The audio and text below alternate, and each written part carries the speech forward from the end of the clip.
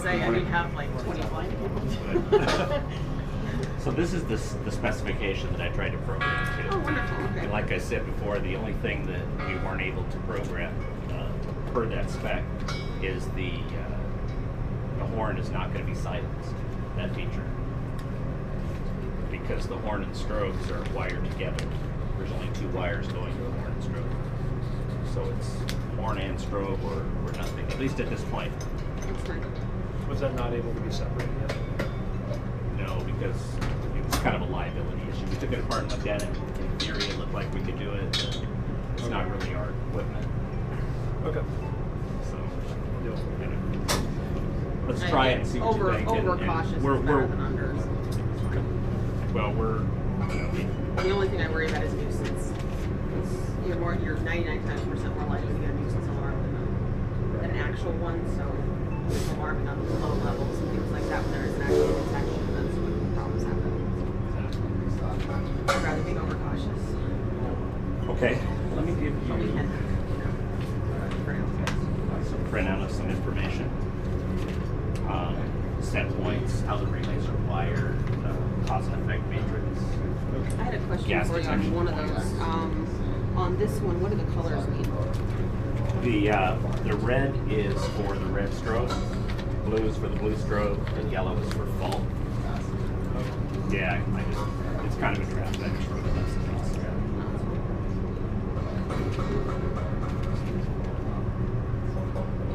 And I thought we could run through the alarms once we still need to wire up the gas cabinet. So we'll do a full alarm test. Shouldn't take very long. Okay, I'm going to step outside and notify the users and Oh, it'll be a while. Oh, it'll be a while. Yeah, it'll be a while. We still need to wire in the shutdowns. Okay, no, they're going to be real warm, so I'm just going to let them. Yeah. Okay, fair enough. Just in case. So the sensors are the calibration for the toxic sensors. Okay, we have Fluorine and the ammonia. Fluorine and ammonia. Okay. Those are. We recommend that those sensors be replaced every 6 months. That way you don't need to gas calibrate. You just replace the sensors. Okay, that'll be on your service contract. That will be part of the service contract. We'll just support those sensors. The oxygen sensors are good for 2 years. So as long as we don't have any problems, I don't anticipate. But they need to be calibrated every. But they need to be calibrated. That one goes to the carrier. Yeah, every So- month, every 6 months. Already until I think. I have plenty of users who get 6 months. What I want to do is We should be able to do it now. Just open that ball. So the satellite, somebody give you the data sheets. I only printed 1 copy. Who would want these? Okay. So there they are. So they show live range cross sensitivities. Oh, right. Okay. Maybe for the users, we should look and see. Well, There's yeah. no other gases in here, so. I'll make a note because sometimes there's cross sensitivities to cleaning agents. Sometimes. Yeah. Like Could be. for instance, like some of our seizers have a sensitivity to bleach or chlorine. The fluorine sensor will go crazy with chlorine. Yeah. So if you use I mean, I bleach, didn't even have to look at that. then you might want to use non-chlorine bleach. And it will pick up the air from here in the gas cabinet. It'll go through the gas cabinet up into the duct. Maybe we should start there. So these sensors are extracted. See this cable that comes out at the bottom? The cable goes up here into the duct. The sensor is just in the duct. That's the sensor right there.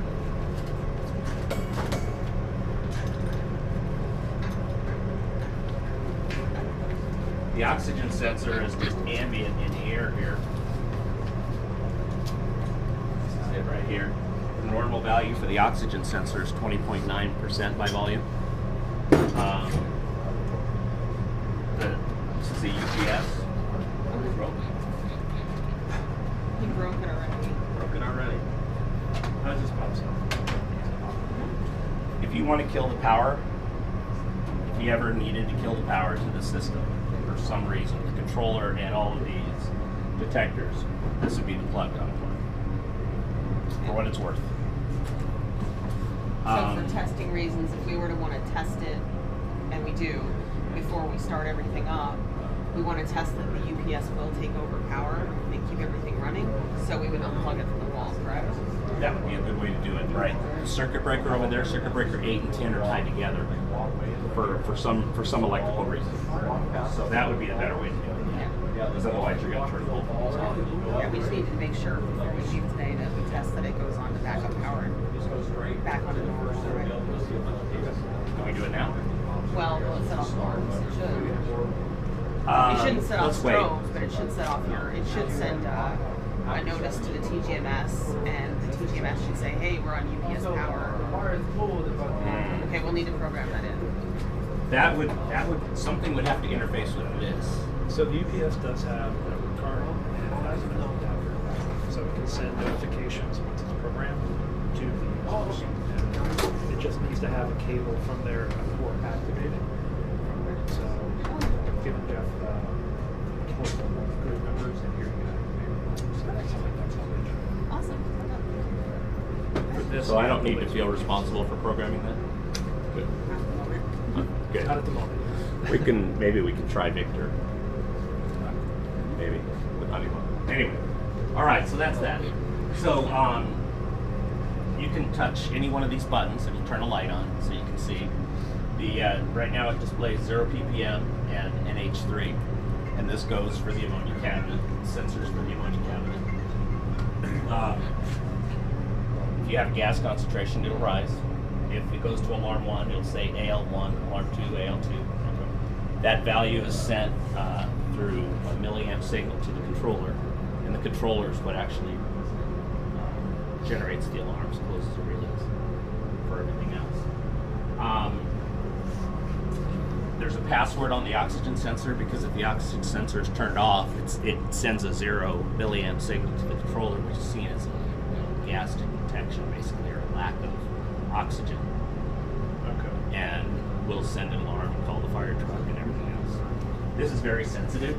If you were just to breathe on it, so not that somebody's going to do it, but the room user should be aware. I've gone to alarms before, and there've been coats hanging over it, and then it just builds up, and yeah. So things like that are good to know. I don't know what else to give you on that one. Maybe we should go out to the controller and have a look at that.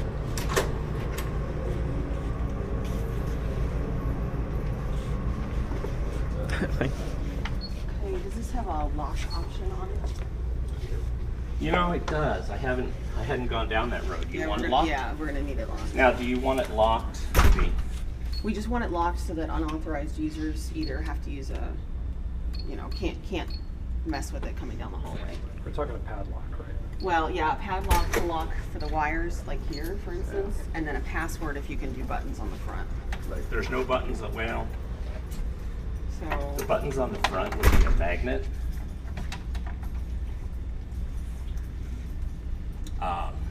Like so. oh, okay, But so if you didn't have a magnet, you didn't know, just pushing buttons isn't going to do anything for you. okay. So I'd And like you not to put the password on here, because it's Okay. just not as friendly and easy for somebody to change it. Yeah, as long as and only goof it up. authorized users have that, we're fine. And can we get duplicates of the key?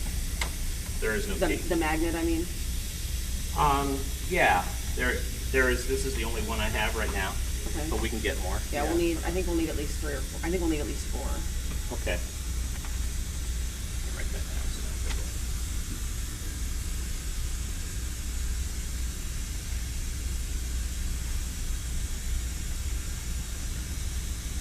Okay. So you guys will take care of a padlock? I don't know, Jerome? Can we get a padlock on this, or some kind of lock on this? How would you lock it to like from There is a little hasp here. Normally I wouldn't worry about it, but out here in the hallway, I think I would. Oh, right here. Yeah. So it wouldn't take much. Maybe somebody with a code, not a key. I would defer this to conserving GPS actually, so that you guys have control of the key for this. Well, If this is oh, it's just a padlock. padlock, yeah. Okay, that's fine. Yeah, I'll get a padlock. So and we can have Lockshot make copies as well for that. So the EH&S he also has a copy of it for response. Okay, so for those of you that missed, you can use a magnet to control this, but there's not a lot of point. The magnet's going to be inside, and once you unlock it, you might as well just use the button. Yeah. There is some voltage in here though, so I don't know your feeling on that. He'll probably have his own magnet for the lab. Okay. And so it'll be safer then there than would be him digging no around in the lockout at cabinet. that point. Well, yeah, the only lock would be for the people passing by, so they can't open it and get in Okay. there. Well, let's try it with the magnet for today then. So, if you notice the front, there's different sheets. There's 3 different screens for this controller. This screen is called the engineering screen, and it basically just gives you the name and the concentration for the 3 channels. And if you hit next, it goes to the bar graph screen. And if you look on the bar graph screen, you'll see little lines, and it shows you the level 1, level 2, and level 3. We don't use level 3, but it shows you the different levels, and then it gives you a real-time concentration in a graph view, if you want it. No, that's good, yeah. The next screen is a 30-minute history, which is very important if you have an alarm. So you'll have to come to the screen, and if you look in the top left, it'll say channel 1, 0 ppm, fluorine, gas cabinet 1. There was no gas, but that's just channel 1. So then you hit the down arrow.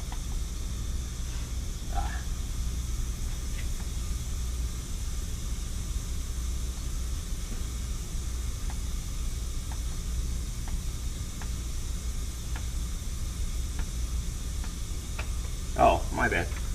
So you don't hit the down arrow.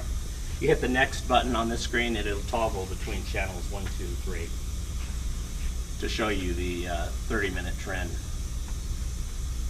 Does it keep the data longer than 30 minutes? It doesn't. Is there any way to, okay, so there's no way to do like a forensic analysis after 30 minutes? There is a history. Okay, There is a history. Yeah, and it's not, so you would, okay, so those are the screens. No, okay. Now we'll enter the menu. We'll hit edit, and it'll take us into the menu. We have channels 1, 2, 3, system, security, and history. So if we arrow down to history and hit next, my bad. So there's arrows, there's a next, and there's an edit. Edit is more like enter or set, and next is kind of step back or scroll on that particular line you're on. I get it mixed up in my head sometimes. So we go to history and we hit edit, and then the display event log, we hit edit, and then it shows you the alarms we created yesterday. Wonderful. So there is a little bit of history in there. And I don't know if I see concentration values.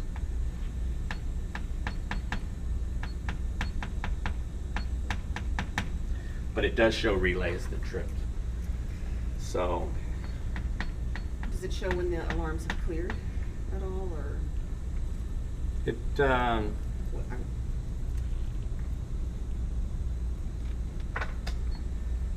oops.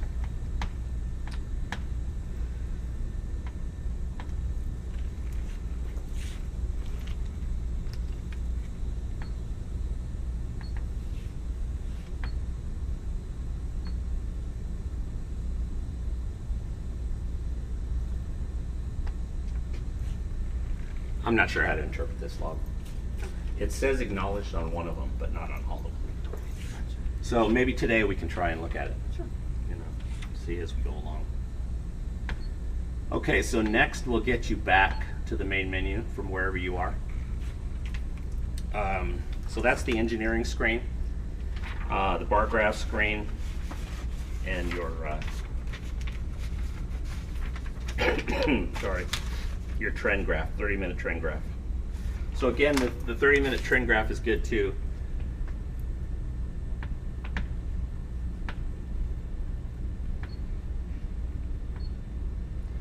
Because it shows you, especially for the oxygen, that's a good example. It shows you your alarm set points and where you are, and at least for the oxygen, you can tell that it's, you know, it's been on. All right, so how about we learn how to disable a channel? So let's say you have a sensor that's just flaky or bad, and you want to just disable that channel and not have the system be in bypass. Pardon me. So you would come to the controller and you would hit next, and it would take you into the main setup, and you would arrow to the channel that you wanted to turn off. So in this case, we'll turn the oxygen sensor off. Say we want to work on it. We hit channel 3, we hit edit, and then we go to configure, arrow down to configure, hit edit, and then it says channel active yes. And if we hit edit, it'll change it to channel active no. And then we just use the next button to back ourselves back out. And we can see that channel 3 is actually turned off now. So we should step inside now that we've turned that off and learn how to do a span calibration on the oxygen sensor in case we need it. Pardon me.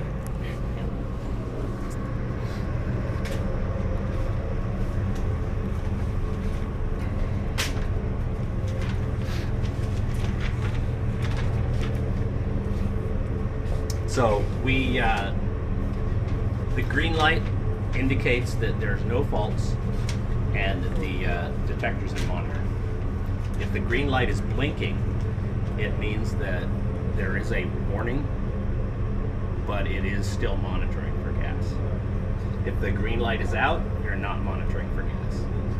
Pretty simple on this one. So you hit the escape button to go into the maintenance mode. And in this case, you have to put a password in.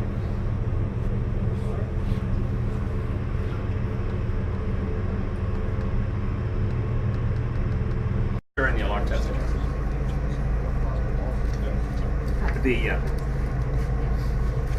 The control panel, it has LEDs on it, so when it goes into alarm 1, 2, or 3, or fault, a little LED will be on. That was used there.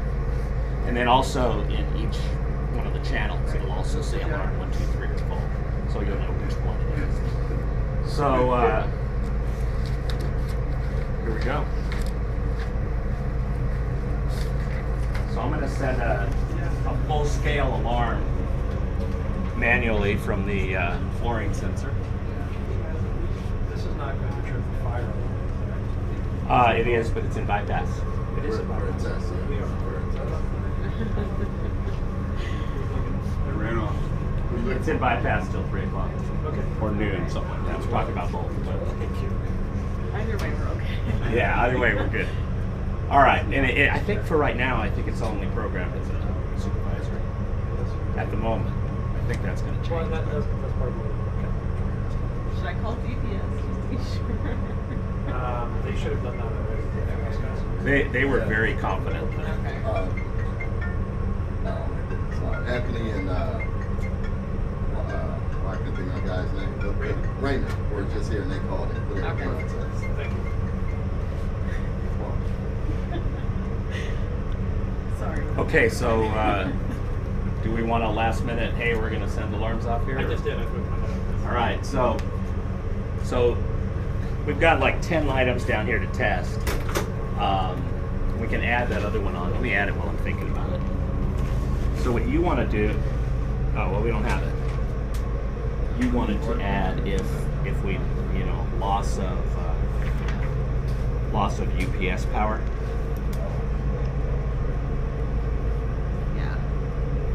To the controller. Yeah. But if so, in like for instance in Seaver Science, if we are on UPS power after a second, this should all shut down. It should shut the gases off because we don't know if it's going to go to the backup generator or not, and not all the equipment in here is on backup power. So if we lose power, we don't want it to keep running. We want it to shut down. Even if it has UPS backup, the point All right, so we don't have that here. This is going to just keep running. Okay, is there a way we can do that? We can program that into the system? So if it gets a loss of UPS, If it then gets, it will. no, if the TGMS, which is the panel, it goes on to backup power, it Then it needs would. to send a signal to shut down the gases. It doesn't necessarily have to shut off, like sound an alarm and strobes and everything, because there's no danger. We just want to be sure that that shuts down the gases. I don't think so. Okay, you can't tell if it's what power is on. No. We might have to. In this one isn't sophisticated enough to have an input, like a remote input that says do that and then take a reaction. Gotcha. No, not that I'll think about it. Okay, well, we'll talk to the lab Think operators about and it, get but I some. don't think so. We'll get some SOPs put together that kind of cover that gap. They can always get the stops, I guess, if they have to. Okay, well, here goes nothing. So this is going to trigger alarm 1 and alarm 2.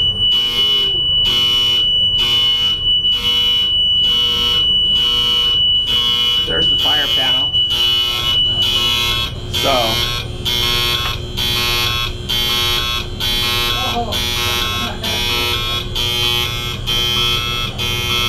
Oh. We could see fire.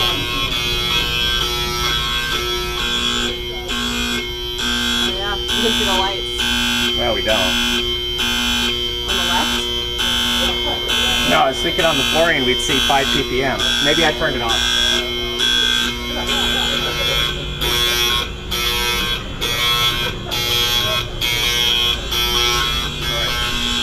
All right, so we do 5 ppm. Yeah. Oh, and you can see all the alarms. All the LEDs are going off.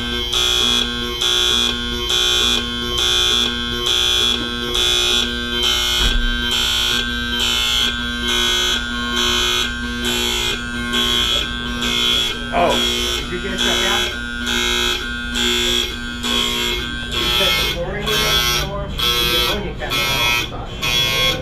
That's funny. So, okay.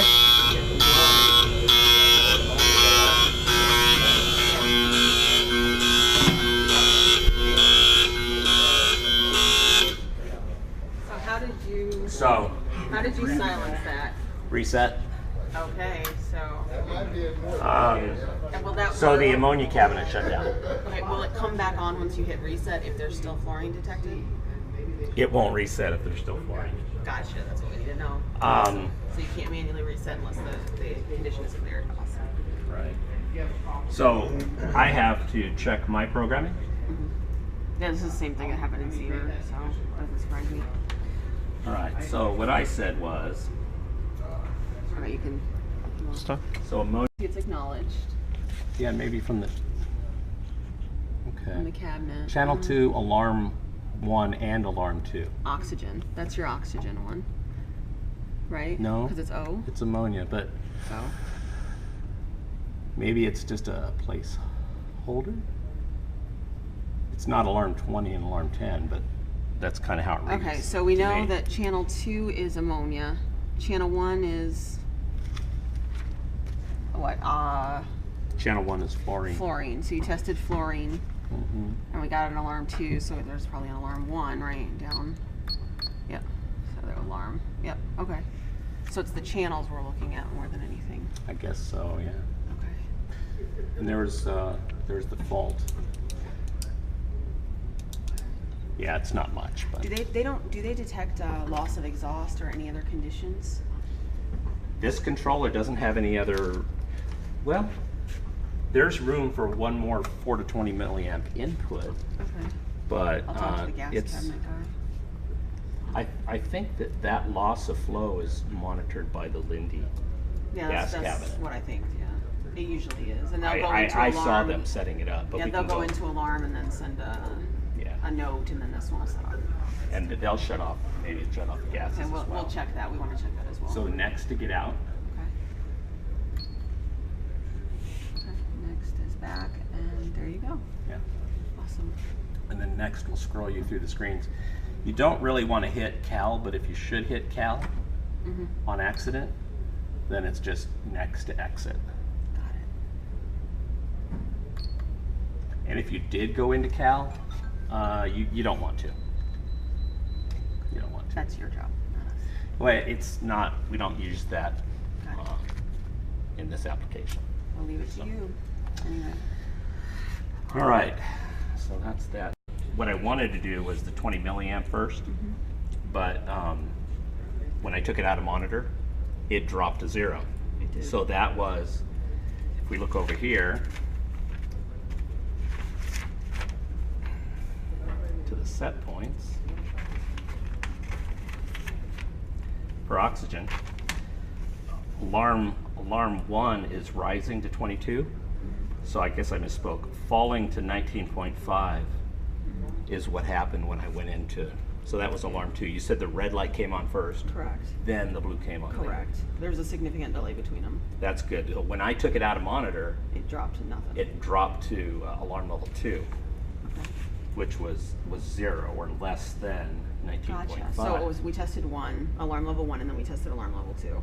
Yeah, I was gonna go breathe into it to Well, do you should do that anyway, but Yeah, why not? That's And then cool. you'll watch this drop. And so let me put some check marks on here. keep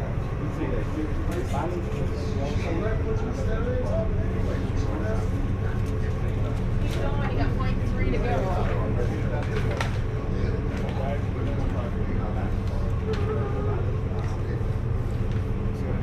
There you go.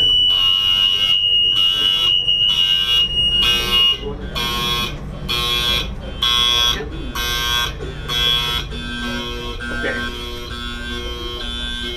And there's the red.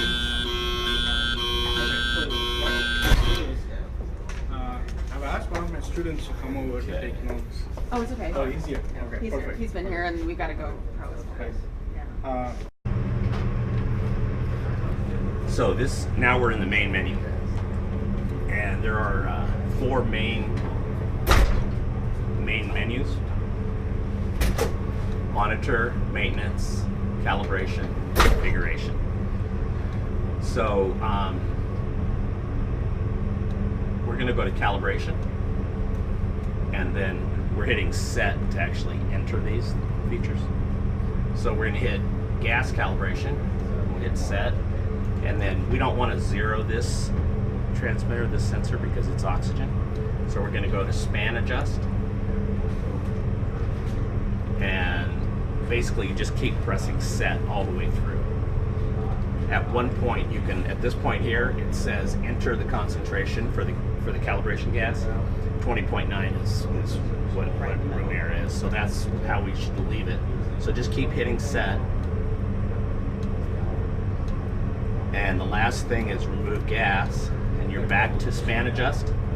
At that point, you just escape to the main menu, arrow up to main monitoring, and now you're back in again. That was it. I should show you how to change a sensor just in case you had to. You again would hit escape. We can do it on this one. You hit escape, go to maintenance, hit set. The first option in that menu is sensor service. You hit set, and it says remove sensor. You just take the sensor out of the duct, pull it out. There's a shorting pin, which I don't have one for example, but it's just a little piece of wire. It's like a clip, and it's in the end of the sensor and the electrodes. I can show it to you.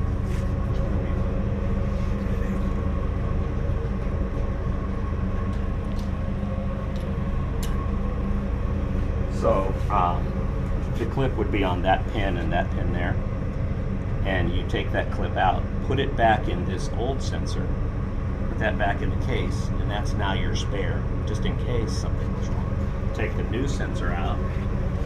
It'll only go in one way. Plug it in here. Plug it back in the duct. And this doesn't need to be tight either.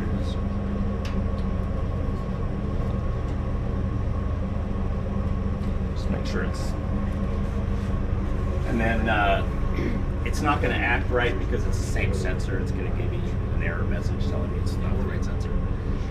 So yeah, it just wants me to remove it. But what it's going to say is load new data question mark, and you're going to hit set, and it's going to go right into monitor mode. Before I did a sensor service, I would probably have the fire panel and bypass, just in case the sensor didn't come up right, and it had a little reading as it was warming up.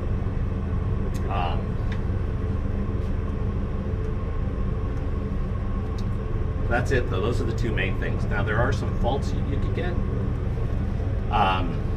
There's a check sensor fault, and that's a warning message. Basically, you're still going to have the green light on, but it'll be blinking, and that means that it didn't pass the self-test, and that maybe in the near future your sensor might go bad. It does. The electronics in here does a test every 24 hours on the sensor, just kind of a health check. And if it passes, you don't know. Is there a way to cause it to do another test to see if just that one test happened to be bad? Yeah, I believe if you press the left and right arrows simultaneously, that test does not work on this oxygen sensor. Okay, that's different because it's an oxygen sensor. So if that test is ran and you get a fault, it'll run that test a lot more often. And if it happens to pass, then that fault will go away. Okay, and if it doesn't, that would be a time to call. We'd call for service, basically. You could call and tell us that the sensor's a check sensor fault, and I would probably ask some questions if there was anything weird going on in here, interfering gases or just anything like that, and then I'd probably order you a sensor. It depends on when the sensor's due too. I mean, if it got near the end of the 6 month, probably leave it. But now, so that's a warning fault. So it's still monitoring for gas. That's probably the only one you'd see. There is another one that's called zero low, which probably won't see it. Now a real fault, if the light is out, then it's a fault, instrument fault, and you're not detecting. Things like replace sensor is the main one you might see. So if it really doesn't pass the test, and it's not working at all, then it'll shut it off. I don't think you're going to see anything else. There might be some other faults, but you're not going to see them, so there's no point. Well, are they in the O&M manual? So if we do see them, Sure. we can look it up. Sure. There's not that many.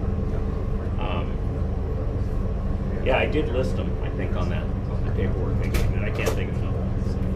That's your main. That's the one that means. So, to get back in the menu, and you could take these out without sending an alarm out of monitor. You scroll through the menu. So to get back in monitor, just say monitor set. It's a very, very easy detector, right?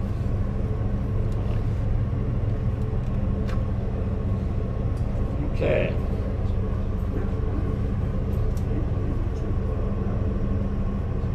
Should we, let me get with Raul and get the gas cabinet shut down. We'll do some alarm testing, and then there's probably going to be some other things to show you.